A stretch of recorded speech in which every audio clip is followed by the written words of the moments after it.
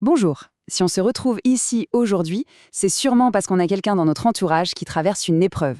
Et accompagner un proche qui souffre de dépression, c'est un geste d'amour, c'est certain. Mais il faut bien l'avouer, ça peut être super déroutant. On a toujours cette peur de mal faire, de dire le mot de travers. Alors dans cette analyse, on va essayer de décortiquer ensemble comment trouver le bon équilibre pour être un vrai soutien, sans s'épuiser soi-même et sans faire de gaffe.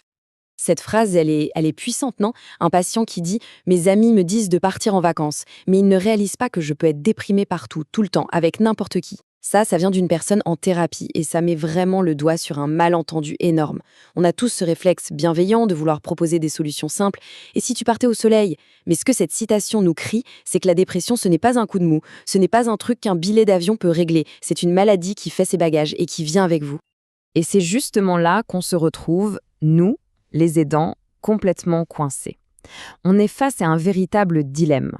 Un peu comme si on devait marcher sur un fil, avec deux précipices de chaque côté. Deux attitudes qui pourtant partent d'une bonne intention, mais qui peuvent, sans qu'on s'en rende compte, faire plus de mal que de bien.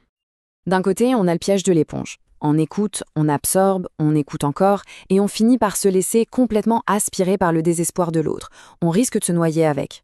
Et de l'autre côté, on a la tentation du coach musclé, celui qui vous dit « Allez, bouge-toi, secoue-toi un peu », en pensant bien faire.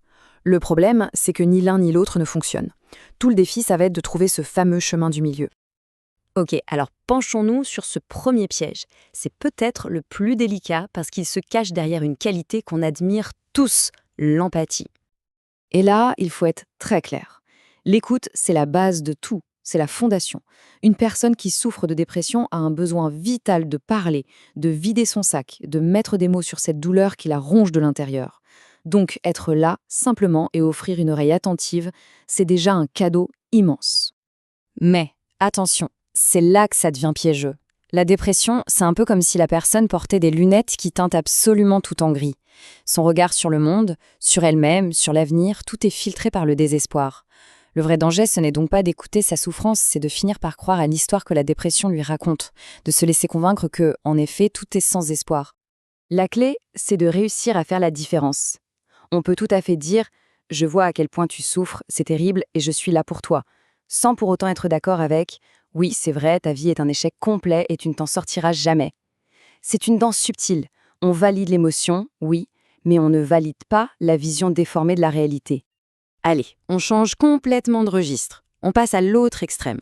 On pourrait appeler ça l'approche sergent-chef, une méthode très répandue, mais je vous le dis tout de suite, pas très efficace. Honnêtement, qui n'a jamais eu cette envie ou qui n'a jamais dit un truc du genre « Allez, fais un effort, mets-y un peu du tien ». Ça part souvent d'un sentiment d'impuissance de notre part, en fait. On a l'impression que si la personne se secouait un bon coup, les choses iraient mieux. Le problème fondamental, c'est que ça revient à crier « nage » à quelqu'un qui est en train de se noyer avec une enclume attachée au pied. La dépression, ce n'est pas un manque de volonté, c'est la paralysie de la volonté. En lui disant de se bouger, non seulement on ne l'aide pas, mais en plus, on lui renvoie en pleine figure son impuissance et on rajoute une bonne couche de culpabilité. Bon, alors, si on ne peut ni être une éponge, ni un sergent-chef, qu'est-ce qu'on fait? Eh bien, heureusement, il existe une troisième voie. Une voie bien plus fine, plus douce et surtout infiniment plus efficace. Et cette voie, on l'appelle l'action accompagnée. Le mot le plus important là-dedans, c'est accompagner. L'idée, ce n'est pas de dire « va faire un tour », mais plutôt « viens, on va faire un tour ensemble ». Vous voyez la différence? C'est un changement total de perspective.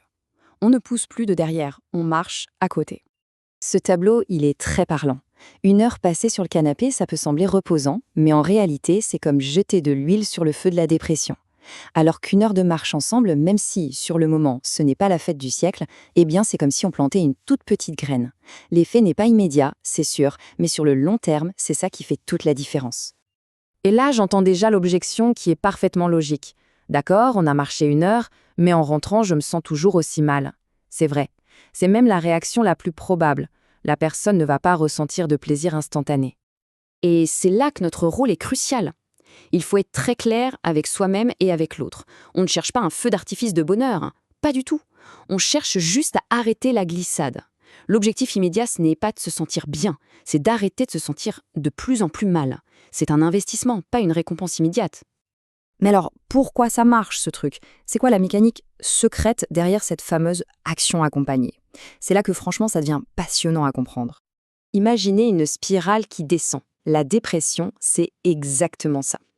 Étape 1, je me sens mal, donc je fais moins de choses. Étape 2, parce que je fais moins de choses, je me sens nul, inutile. Étape 3, ce sentiment de nullité me déprime encore plus. Et l'étape 4, vous la devinez, j'ai encore moins d'énergie et d'envie de faire quoi que ce soit. Et la boucle est bouclée, la spirale s'accélère.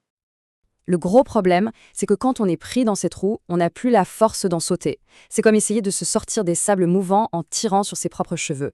C'est tout simplement impossible. On a besoin d'une main extérieure. Et cette main, c'est nous. C'est là, précisément là, que l'aidant entre en jeu.